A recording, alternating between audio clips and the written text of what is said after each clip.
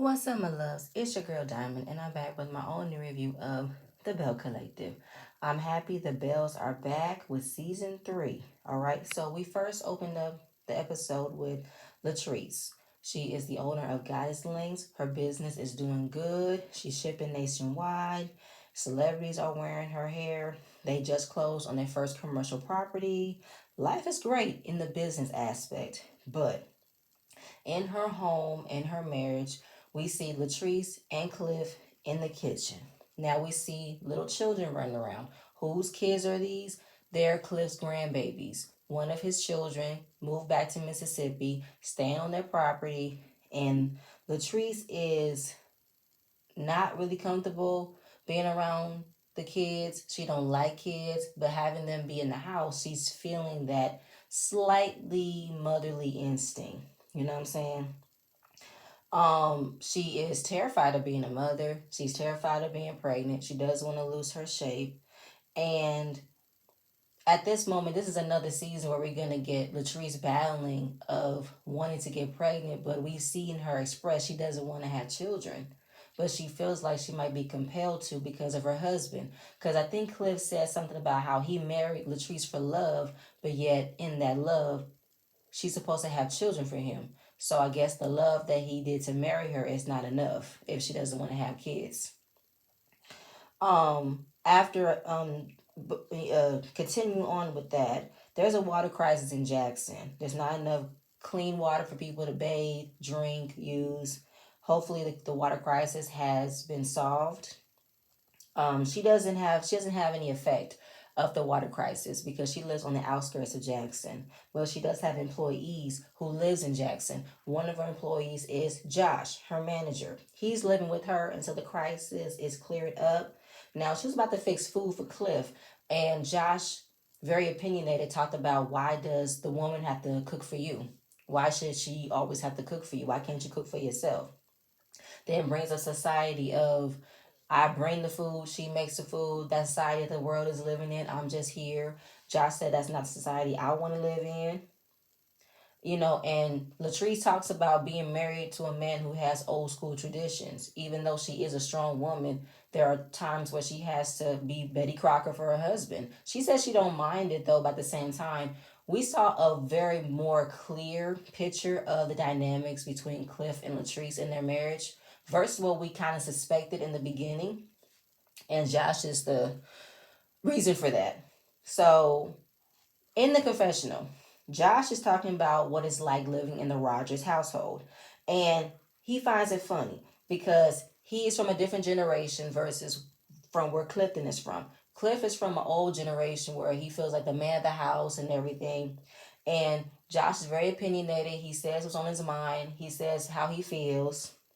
And he gets a kick out of, going against what Clifton wants. He said he even gets turned on by bothering Cliff with the way he thinks and the way that he thinks society should be. But I'm also looking at it as you cannot get this much of a glee to antagonize your friend's husband. Even though throughout this episode, Josh was speaking real, true facts, but he was overstepping his bounds at the same time. But the fact that you're finding it a turn on, that you enjoy going against what Cliff thinks, the way Cliff talks, the way Cliff wants his household to be ran, it's just like you gotta go. That's not gonna work. Cliff believes that Josh is causing problems in their marriage. He said, I'm not causing problems. I just think that the issues are already there. I just bring them out. And the surface issues they've had, yeah, it's been boiling over. But at the same time, Latrice is kind of still allowing for Josh to get his opinions out in front of Cliff. And it's like you can have your opinions though, but you are living in this woman's house free, I believe. Are you paying for room and board? You are still getting paid because you work for her, but you might want to keep your opinions to yourself, or as far as like keep the conversation between you and Latrice private. And he talks about how he needs to be more understanding to Latrice. And in the confessional, he talks about how we can't really understand what Cliff be saying half the time. He has a very strong Southern accent. I need subtitles on my screen for me to read it, and I agree. Now, Cliff is at his wit's end with Josh. He's ready to kick him out. He's about to snap, and they're going back and forth. Josh is not letting up on how he feels about how he sees how Cliff treats Latrice. And she removes him from the room. And when we saw them walking in the hallway, they separated. So Latrice talks about living with Josh has been difficult. He's very vocal about certain things. He's very opinionated about certain things, but it can cause a stir. It can cause a rift between her and her husband. And like I said, we're literally seeing how their dynamics are for real on camera. Because when we went to her room, Josh comes in and say, "Hey, how you doing? Are you okay?" And she's just like, "I'm trying to figure out how I can communicate effectively with my husband." So I go into my little hole and I don't come out until I see a resolvement. And knowing that she's in this room, we found out that her and Cliff have been sleeping separately. So in the confessional, she talks about how she feels small, that she doesn't get a chance to really express herself to her husband because Cliff has made Latrice feel like a child. He has scolded her like a child, talked to her like a child, made her feel like she's a child. So they're not on the same page, and until they get on the same page with how they communicate, then they won't be sleeping in the same bedroom. I'm wondering if she's trying to distance herself with not only being in the room with him, but maybe not trying to have sex with him. Maybe that's where my mind goes. I could be wrong. Because she's not happy. Josh can tell that she's not happy where she's at in her marriage. She's even expressed that she's not happy where she's at in her marriage, but she's not going anywhere. And Josh told her that the reason why you feel like this is because you don't put your foot down. You do not get a chance to speak how you want to speak because Cliff controls you. She gives an excuse about how he's not controlling. He's just overprotective. She believes in her husband. She believes in herself. She's a strong woman. But at the same time, you're feeling depleted. You're not happy. I mean, as far as like controlling, Josh gave a perfect example. Whenever he wants to go out with her, go out for a drink, hang out, with all the other employees at the store, you don't go. It's either daddy say you can't go or you don't want to go because he is not going. You're never able to really go anywhere without him being there. And again, we're still having another season of you calling him zaddy. It's gross, it's cringe. Unless you're calling him daddy in the bedroom, I don't want to hear a grown woman introduce her husband as daddy to other people. That's nasty. That's a red flag right there. Um, but pretty much, she's crying because she is tired of, not feeling like she's heard or maybe feeling respected in her marriage. But is she gonna do anything about it? Is she? We don't know. But by the end of the episode, I'm in fear for her. I really am. Um, Letitia. Oh God. We are back with everyone's favorite Southern Belle. Her business is booming. I have no idea what exactly Letitia Peterson's empowerment represents. I don't know what business it is, but she's been covering magazines. She's been doing speaking engagements. Everything about her business wise is good. It's the personal that's the problem. After the reunion, she moved back in with Glenn, hopeful that their marriage will get back on track. But then, boom, he started responding back to people on social media, still flirting with other women.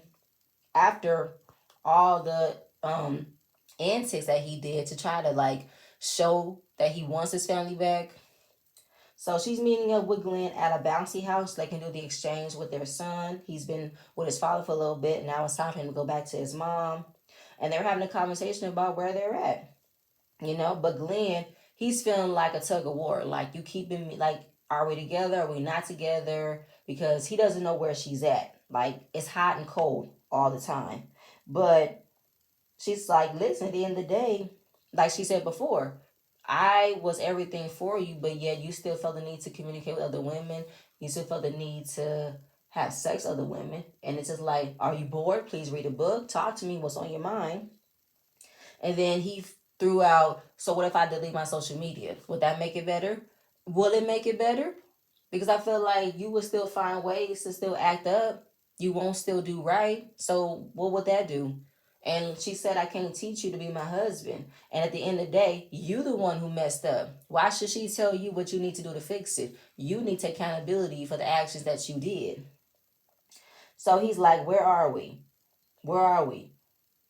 Because she feels like, what do you mean? We're back to where we were. It's because you were entertaining women in the first place that I had to move out of our home and back with my mother.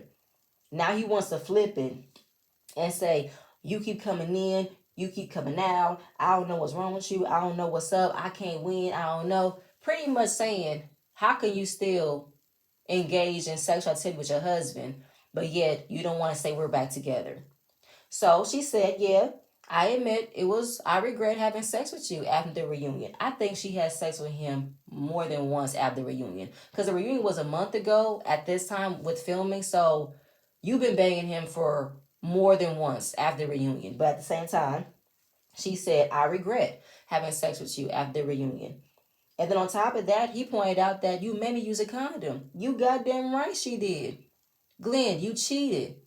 You cheated unprotected. You just came off of literally about the skin of your teeth of not being the father of that child because you were being reckless and irresponsible with your manhood. So you best believe when she gave you that other chance, she wasn't about to be boo boo the fool. Yeah, she wanted the D, but put a condom on. Strap it on, please. And it's just kind of like, are you not about to have her be knocked up, nor you're not about to have her have a sexual disease. You can miss me with that. And you best believe you want him to go back trusting you again sexually, you might as well put on some protection because she can't trust him all the way, not in that aspect. Then he wants to bring it upon her about how could she let 23 years go to waste. How could you let 23 years go to waste? We know their history. They've been high school sweethearts and but at some point, since they did get together so young, by the time that Letitia grew up, in her mind and in her womanhood, she realized, I don't have to take this. I don't gotta deal with this, even if I do love you. But I feel like there's some changes that need to be implemented. And then, when he was coming around, giving her sweet nothings, telling her what she wants to hear, it wasn't enough.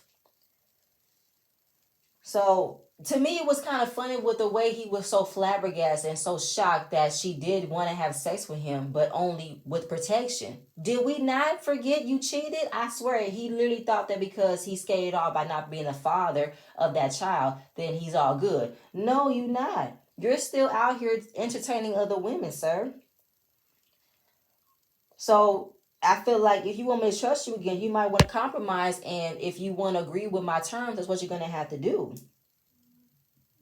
So, but the conversation wasn't supposed to be like this. It was supposed to be a peaceful conversation of where they are right now and to let him know she's moving into her own place. And here he goes, want to use what? Says the woman who wanted to keep structure, wanted to keep stability. How you going to take my son away from his home? Nigga, are you kidding me? You the one who did everything wrong from the first place. Letitia has to move into her own place in order to get her own peace of mind and for her child. And all he want to bring up the sanctity of marriage and all the sacrifices you gotta do to stick it out and da da da da. Says the person who did not take his vows seriously. You know what I'm saying? How did you forget all the challenges it takes to be in a marriage, all the sacrifices? Says the person who cheated throughout the marriage. Again, like you're not absolved of what you've done, Glenn. And Tisha's not about to deal with this. And then when she did forgive you and you did get what you want, you thought that she was going to be satisfied from that little moment and you still did her wrong. You're still entertaining women. Now, a part of me feels like, Letitia, how long are you going to give us this though? Because I remember when this sneak peek came out, I'm seeing photos of you with Glenn lovey-dovey all over the place. So is this a storyline? Are you guys literally together at this moment and you're just faking it for the cameras when this was filmed? Let me know. But she walks off, takes her son, leaves. She says she does not see them getting back together at this moment until he realizes his issues. He has to fix them. I remember last season when it came down to something like this. Why does Glenn look at Letitia to fix him? He needs to fix himself. But I want to know how many times you're going to say that. If I leave, he needs to fix it or we're going to be gone. How many times you're going to dangle you're going to be leaving? You got one foot out the other. You're going to really be gone. Or in order for you to like see him try a little bit to take him back. Because How about you literally living exactly what you say you're gonna do?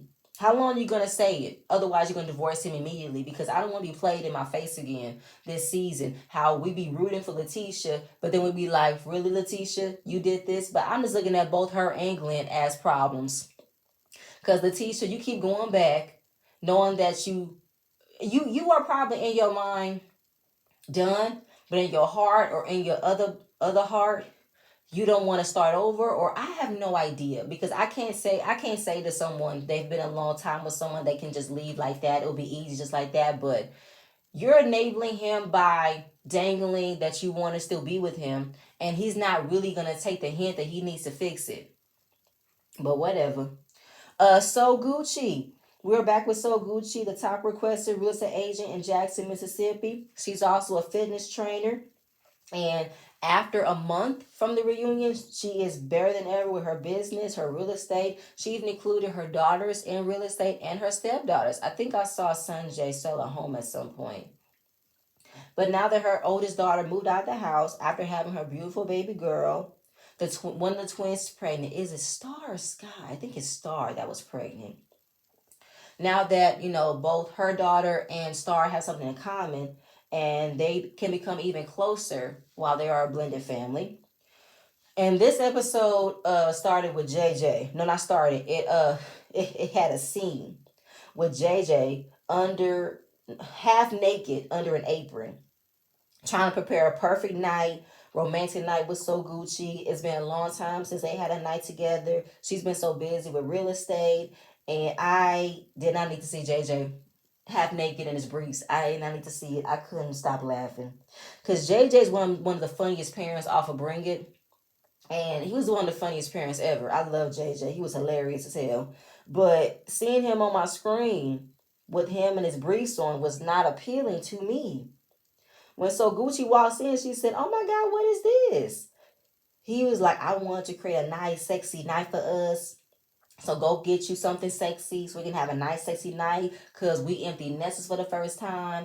And I want us to enjoy this night." I just want him to go away from me with this. I couldn't. I kept looking away, kept looking back. I said, JJ, cut it out. Cut it out. So, this is kind of like the first time they're fully empty nesters since the kids left, especially her oldest daughter. When So Gucci came out in her outfit, body is on point. All right. Now she changed her wig when she came in. She had a bob on, but she changed it and put on her Rapunzel wig.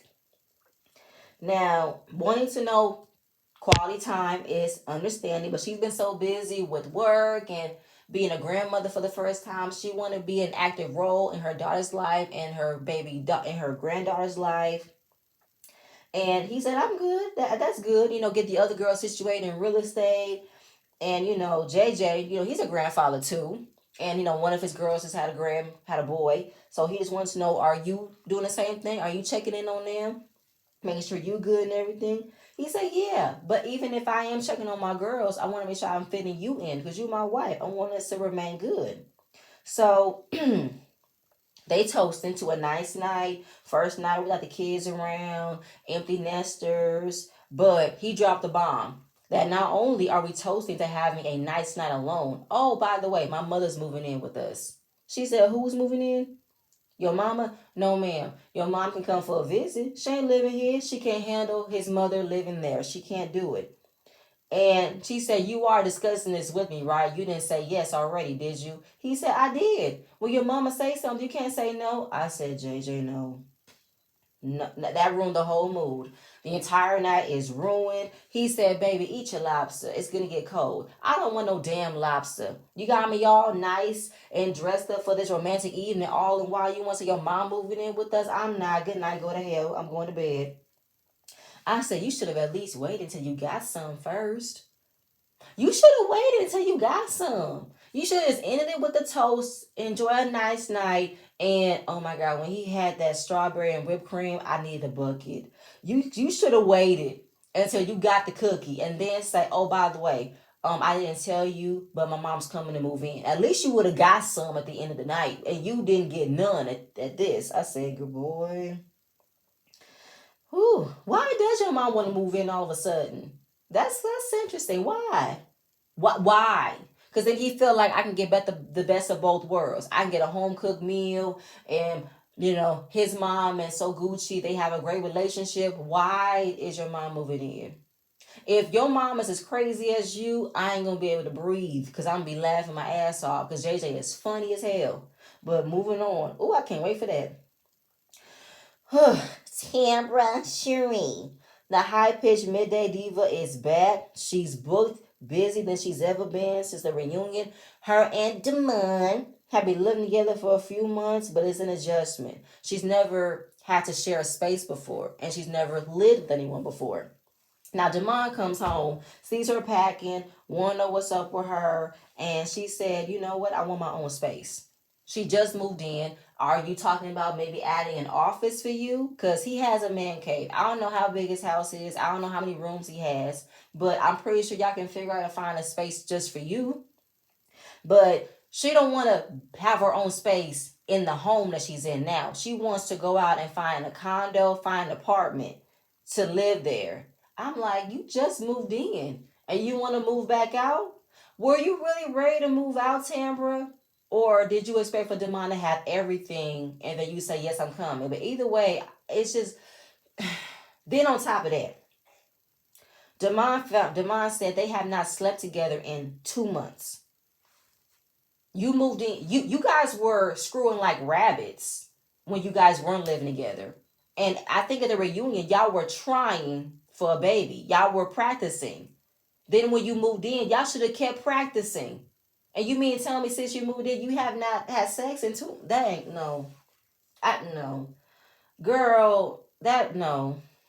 2 whole months without sex? That don't work. I'm sorry. I'm speaking on experience because yes, my husband's a truck driver. And there are times he's gone a few weeks at a time, but you can't use that because we get it in when he's home. But at the same time, that's his job field, so I can get that. But okay. She figured at some point she would move in with someone that she's going to be married to. So then she thought that when you are living together, you don't have to have sex all the time.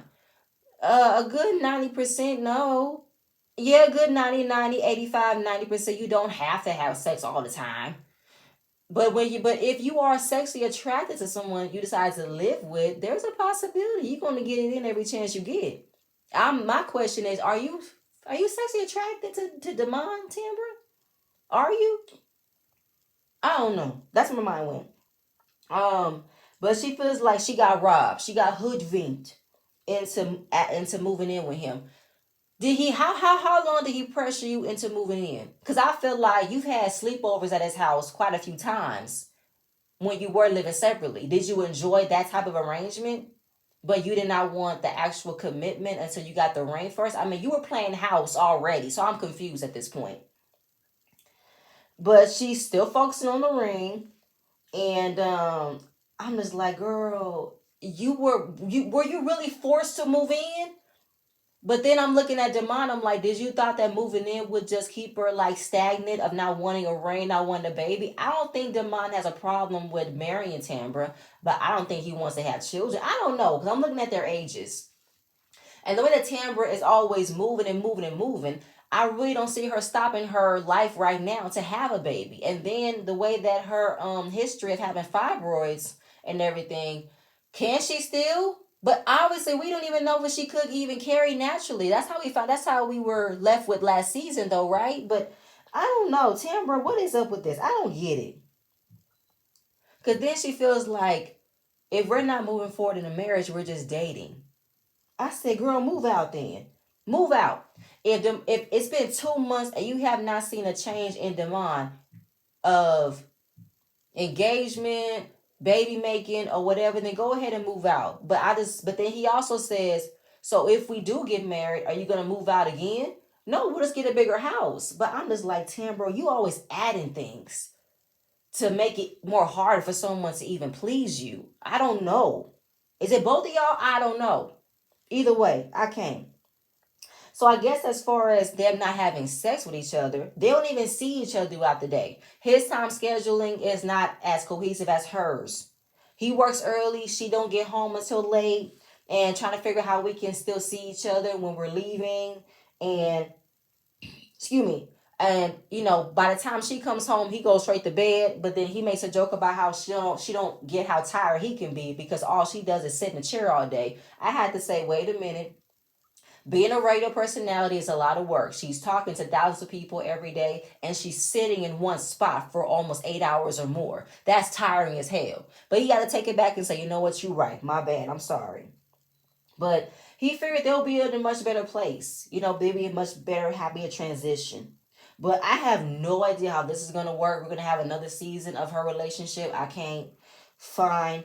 In the moment, she can see him being a great father. But right now, he's not looking like the best husband. How could you say he's a great father if you're not fucking him? You're not having sex with him. So how can you say that? Now, as far as being the best husband right now, because she's learning more about him as she lived with him, that's the testament right there.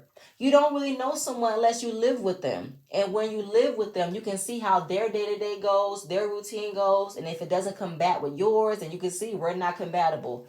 Like, that's what it is. But I hope that Tamra isn't using living with him as an excuse of I don't see a future because I don't like how but I don't understand. So what if you did get the ring though, Tambra? What if you got the ring, the wedding comes right around the corner? You gonna feel more comfortable living with him now? Like yeah, he's not a stranger to you. Y'all have known each other for 20 years. Y'all been on and off. So he's not a stranger to you. And the fact that you've never lived with anyone before, I don't know.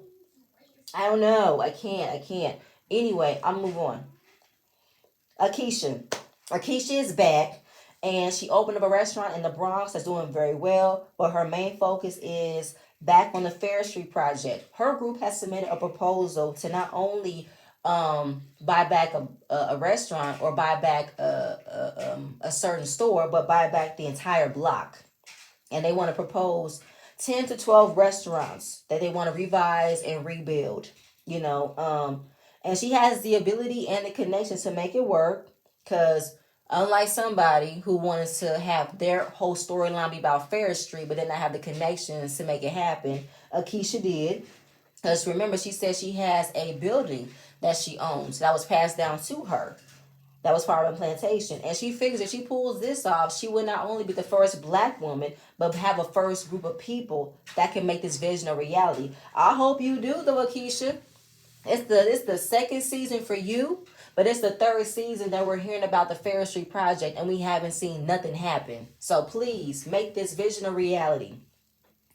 Willie is not in Jackson right now. He's a sports analyst, so he's back in New York for football season, Monday through Friday. Maybe he comes home on the weekends in Mississippi, but Willie was not fond of living in Mississippi. He wasn't. Now we see her with her children. Her daughter is acting whiny, raunchy. She's just not happy. Then she calls Willie. She's upset that he's in New York and she's in Mississippi because she has to do everything by herself. And when Willie is there, they're a team. They can handle the children and handle business. But knowing that she's there by herself with the two children, she's going to have to do what she has to do, which make it work. That's exactly what we women do. We make it work with help, without help, no help at all, no support. We do it all. So Gucci's coming by, and Akeisha never believed that her and So Gucci will be in a much better place after becoming friends. Since the empowerment brunch, when she first met So Gucci, she couldn't get past a grown woman calling herself So Gucci, and they becoming very good friends. Now let's talk about Tambra. Have she spoken to Tambra since the reunion? She said no. Ever since she called me crazy and ever since she acted crazy at that sister's intervention, slamming the table, I don't know who that Tambra is. I've known Tambra for 20 years, and that Tambra was not her. Now, Tamara's been caught in a lot of lies, all right? The one lie was her maybe embellishing that Akeisha called the girls ugly, lied about her wanting Akeisha on the show, and her not one part of a group chat. So she's like Pinocchio. The lies just get bigger and bigger. And do you want to have a conversation? She does, but at the same time, I don't know why she beefing with me. I feel like the main person who she should have a problem with is Letitia. Letitia was the one who was stirring the pot in her relationship, bringing the woman along who was rumored to have been with Damon the entire time. But yet, you're coddling her at the reunion. She was the one who butted her nose in your relationship, and yet you're holding her hand at the reunion, and you're mad at me? That don't make any sense. And you know what? I can't fault Keisha for that because that didn't make any sense either. It was annoying me how messy Letitia was that season when she did purposefully brought that woman around who was rumored to have been with Damon at the time, had a relationship, the whole I knew him as greedy and all this other things. And you're getting loud and yelling at Akeisha for saying what exactly? That she said the girls weren't as pretty, but then you were also giving disclaimers of how Akeisha is before they even met her. And then you lied about how you did want her on the show when you in fact didn't. And you didn't want to have a group chat with her. So yes, Tamara, you win a lot of lies, ma'am, that you're gonna have to clear up. Um, so she just gonna see where their relationship can go. She gonna see, but at the same time, it's just kind of like, cannot believe that I'm in this space with her. Letitia. Letitia's meeting with So Gucci to find a new place for her and her son. Cause she's looking for a place where her son can have a good time, be close to a nice school, and don't have to deal with seeing his mom and dad fight because he don't like it. Marie is coming back. Hey Marie, I love your curls. And Marie's face either hasn't healed or that's how her face has settled. It's so pinched like a mouse. It's so pinched because she has some boop boop done. You know, she talks about her businesses, her clinic, her Marie Cosmetics, her Marie hairline. I'm like, okay, sure. So it was a two bed townhouse, very nice, very spacious, 900 square foot in a gated community. So a certain someone can't pop up. Um, Now, Marie, no, so Gucci wants to make sure that Letitia isn't giving her the runaround of looking at all these properties and not signing on one and going to someone else like Latrice did because she's in her feelings that Latrice closed on her first property with another agent. And they're like, oh my God, what happened? How did you find out? On social media, she closed her first property with another agent. So Gucci's like, look at the knife in my back. Can you see it? And this gives validity to Marie feeling like I knew all along that Latrice was a snake. Like she clocked her energy from the beginning. She clocked her motives. And I'm telling you, you see how the way she moves. I was like, Marie, I want to give everybody a clean slate. But I'm back to how I was when I reviewed the last season. Marie, please keep your jealousy away from Latrice. I get it. Latrice was a part of a little plot to get information on you. But Marie, you came at her first in the first season. You did. And I want you to chill. I really do. Now, we don't know the whole story. She did ask Soguchi for help, but maybe Soguchi didn't fall through. Maybe she didn't do what she was supposed to do. And maybe she's on a different time frame that Soguchi couldn't live up to, so she had to go to another agent.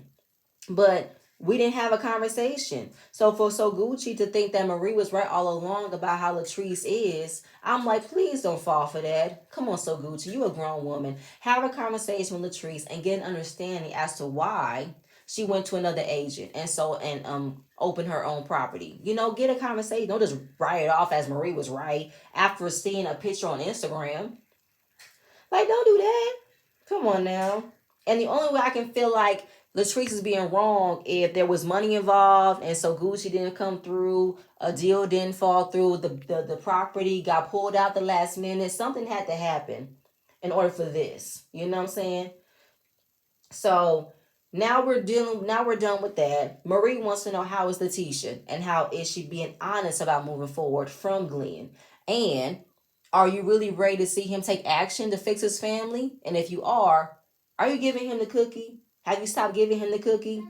So she mentioned she did sit on the D at the reunion because she did have sex with her husband because she wanted it. But she made sure he put a condom on, and after that, she's been very happy with her vibrator. Now, Marie don't believe that she stopped having sex with Glenn. I don't either, but I feel like I'm two ways with it. That is still her husband. And if she wants the D, she can get the D. He's willing to give her the D as long as he agrees to her conditions of wearing a condom. But I'm also looking at don't have this man believe that you are moving forward with him if you still having sex with him. Like it's two ways. So I'm saying if she wants the D, she can have the D. That's her husband. But if you want him to work hard to Fix his family. Don't make it so easy for him to keep getting the cookie. Don't make it so easy for him. Like, so Gucci said, you're sending the wrong signals, period. But you know, the house was nice. Is she gonna sell on it? But a town, never mind. I uh, Letitia, what's your finances? I figured you would either buy another home. I mean, a townhome is nice. When at first I was an apartment, I said, why get an apartment? Get a townhome or something. So either way, moving on. Latrice, she is arriving at her salon, her old salon, back to where she was in the hood. And it's the same building that she had since the business. And she's now back to delivering hair to her clients. And they told her to hold off on moving. But she was in such a rush to move that now she has to stay. I think that another part of the building that was leased, I think the buyer bought it and now she has to wait or something. Something happened with the other building that she was leasing out of. So we find out that the deal didn't go through. Go So Gucci failed. So she's back to her one store to the other side, and hopefully she can get things moving along. Josh told her, you were too fast. You should have been patient. She said, no, I was in my speed and I'm moving my speed. So when she did find her property, it needs a lot of renovations, but it will take about at least half a year before they move in. So Gucci does feel a way that Latrice was being a bad friend. I feel like she was being a good businesswoman. You know, I move at my speed, so Gucci was moving at my speed. So I figured if she couldn't find my building, I'm gonna go to someone else. But maybe it should have been a conversation that she should have had with So Gucci about, you know, her time frame of how long she's planning to look and find a spot. And so Gucci should have been keeping Latrice updated on when she did have another property for her to look at. Um, so I just feel like it wasn't personal; it was just business. Now, so excited about the new location. It's going to have a salon at the top and a retail store at the bottom. Josh wants to know, where does he fit? Is he going to be the salon upstairs or selling hair downstairs? She said, you need to figure out what you're going to do. Either be a makeup artist or be about Goddess Links. So he said, I need help. So she said, that's what I hired you to do, to figure it out. But he also said, I will text you for help and you say, it's up to me to do it. So I'm on my own. No, Latrice, I get it. You hired him to handle certain problems that you're not going to be able to fix. But if he needs an extra hand of help, you should be available. But then she brings up an issue that not only is he working for her, but he's living at home with her and her husband, and it's causing a wedge. And she feels like he doesn't respect her husband. He said, I don't respect your husband. I respect you. I respect you as a great businesswoman, as my boss, as my friend, and your husband's an asshole. Period. See, this is the thing. I was with Josh all the way in this episode, even though he overstepped his boundaries and he should not have been speaking so honestly and bluntly and truthfully about everything. But it was like everything he said wasn't wrong. It was just that his position was wrong. You didn't have the position to say those things. And he looks at the difference of how Latrice be with Cliff. When you're with me, you tell me all the problems you have. But when you're with him, it's all daddy, daddy, daddy. Like there's nothing wrong. So it's like, what is it? So Latrice have definitely been not living two lives, but not fully expressing how she feels with the way Cliff treats her. And she doesn't feel like her husband will give her the respect that she deserves, of understanding that the way you talk to her, the way you treat her is wrong. It's not healthy. She doesn't like it. And she just don't know exactly what it is. How to fix it. It was hilarious the way that Josh read off, Cliff thought that he was the finest thing walking in the 60s. Fair skin, green eyes, curly hair, but right now, in this time, that's not attractive. So it's like, how can you stay at my house and say all these things? And she says, Cliff is pressuring me to kick you out of the house. And he said, you want to kick me out because you don't want me to know what's going behind those walls, and you definitely want nobody else to know what goes on behind those closed doors. You don't want nobody to know. That's why you want me to get kicked out. And he said, he gave it to her straight. You don't look happy. I see nothing but makeup. I said, God damn, go in on her, please. But then when that whole thing happened, we see Cliff going off on Latrice when she's going out at a bar with her friends that they were setting up the film. And he's yelling at her, and then it was a black screen, but it read that she was going to the M bar with her friend Amanda to grab a last minute drink.